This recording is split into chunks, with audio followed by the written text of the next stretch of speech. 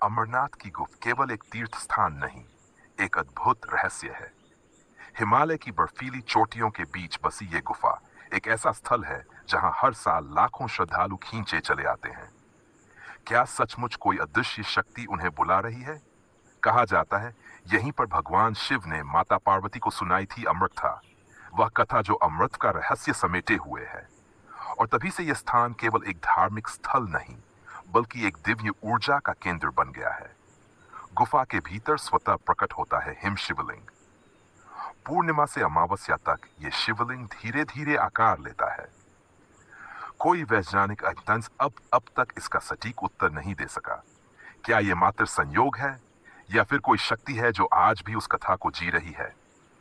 जब कोई यात्री इस गुफा की ओर बढ़ता है, पहाड़ों की ऊंचाइयों से बर्फ के रास्तों से गुजरते हुए हर कदम जैसे एक परीक्षा बन जाता है। पर जैसे ही गुफा के भीतर पहुंचते हैं, मन को एक गहरी शांति अनुभव होती है। चारों तरफ सिर्फ बर्फ, शंखनाद सा मौन और टपकती बूंदें, मानो समय थम गया हो। कहा जाता है अमरनाथ गुफा में केवल श्रद्धा से नहीं, आत्मा से प्रवेश होता है, जहां समय भी सिर झुकाता है और आत्मा को अमृत की झलक मिलती है।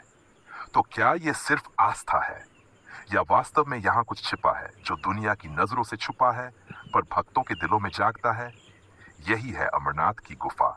भगवान शिव और माता पार्वती बैठे हैं। भगवान शिव: देवी, तुम बार बार मुझसे अमरता का रहस्य पूछती हो, अब मैं तुम्हें बताऊंगा, लेकिन यह रहस्य गुप्त रहना चाहिए। प्रभु, मैं सच्चे मन से सुनना चाहती हूँ। भगवान शिव ने तय किया कि वे ये रहस्य किसी एकांत जगह पर बताएंगे। उन्होंने अपने वाहन नंदी, सांप, चंद्र, गंगा सभी को दूर भेज दिया, यहाँ तक कि अपने 5 मुखियों को भी त्याग दिया और मां पार्वती को लेकर एक गुफा की ओर चले, जो आगे चलकर बनी अमरनाथ गुफा। भगवान शिव मां पार्वती को अमर कथा सुना रहे थे। तभी उस गुफा में एक कबूतर का जोड़ा आकर बैठ गया। वे छिपकर पूरी कथा सुनने लगे और जैसे ही कथा पूरी हुई, वे अमर हो गए। कौन है यहाँ? ये रहस्य कोई और न सुन ले। कबूतरों की जोड़ी गूढ़ मुस्कान के साथ: प्रभु, हम कथा पूरी सुन चुके हैं, अब हम भी अमर हो गए हैं। हम वादा करते हैं इस चांद का दुरुपयोग नहीं करेंगे। एक बार एक छोटा बालक, नाम था आरव, अपने माता पिता के साथ अमरनाथ यात्रा पर निकला। वह शिवजी का परम भक्त था और भोले बाबा की कहानियां सुनकर ही बड़ा हुआ था। उसका एक ही सपना था, भोलेनाथ के दर्शन करना। कठिन रास्तों, बर्फीली हवाओं, उबड़ खाबड़ पगडंडियों को पार करते हुए वे सभी गुफा के पास पहुंचे। तभी आरव की आंखों में चमक आ गई। सामने थी अमरनाथ गुफा, जहां हिम से बना शिवलिंग अपनी दिव्य आभा बिखेर रहा था। आरव भाव विभोर होकर दौड़ पड़ा बाबा के दर्शन करने। उसकी आंखों से आंसू बह निकले, मन में श्रद्धा का सागर उमड़ पड़ा। लेकिन जैसे ही वह गुफा के अंदर शिवलिंग के समीप पहुंचा, अचानक उसका पांव फिसल गया और वह गहरी खाई की ओर गिरने लगा। चारों ओर चीख पुकार मच गई। माता पिता व्याकुल हो उठे।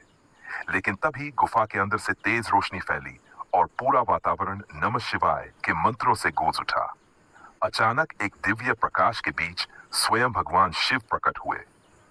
भोलेनाथ ने अपने त्रिशूल को जमीन पर मारा और एक पत्थर की चट्टान उभर आई, जिस पर गिरकर बालक की जान बच गई। शिवजी ने मुस्कुराकर आरव को अपनी गोद में उठाया और कहा, जो सच्चे मन से मुझे पुकारता है, उसकी रक्षा मैं स्वयं करता हूँ। गुफा में मौजूद सभी भक्तों ने यह चमत्कार देखा और जयकारों से गुफा गूंज उठी। हर हर महादेव।